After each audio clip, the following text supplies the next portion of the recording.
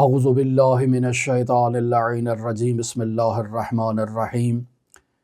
یہاں آیت اللہ تہرانی مستجار کا ذکر کر رہے ہیں۔ سوال یہ ہے کہ مستجار کیا ہے؟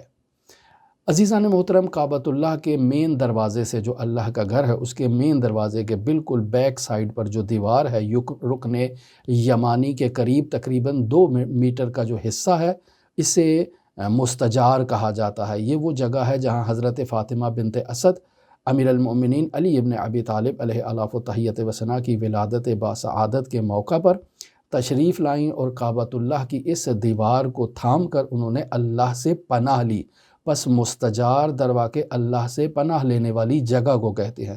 وہ جگہ جہاں فاطمہ بنت اسد نے آ کر اللہ سے پناہ لی اور وہ حصہ شق ہوا اور فاطمہ بنت اسد داخل بیت اللہ ہوئی اور امیر المؤمنین علی ابن ابی طالب علیہ الاف و تحیت و ثنا کی ولادت ہوئی کعبہ کے اندر۔ لہٰذا اس مستجار والی جگہ پر زائرین کا پناہ لینا اللہ کی بارگاہ میں یہ مستحب ہے۔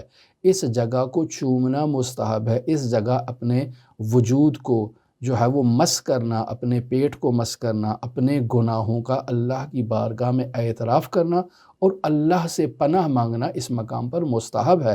اور امام زمان اجل اللہ تعالی فرجہ شریف کو بھی اس مقام پر بیت اللہ کے جو پردہ ہے اس کو تھامے ہوئے دعا مانگتے ہوئے مشاہدہ کیا گیا ہے۔ لہٰذا دعا گو ہیں خداوند متعال ہمیں یہ توفیق دے، یہ سعادت بخشے کہ ہم ان نورانی معارف کو سمجھیں اور پھر ان پر عمل پیرا ہونے کی خداوند متعال ہمیں سعادت دے۔ انشاءاللہ اسی کتاب کے موضوعات پر آپ سے گفتگو جاری ہے، ہمارے ساتھ رہیے گا۔ اللہم صلی علی محمد و آل محمد وعجل فرج قائم آل محمد۔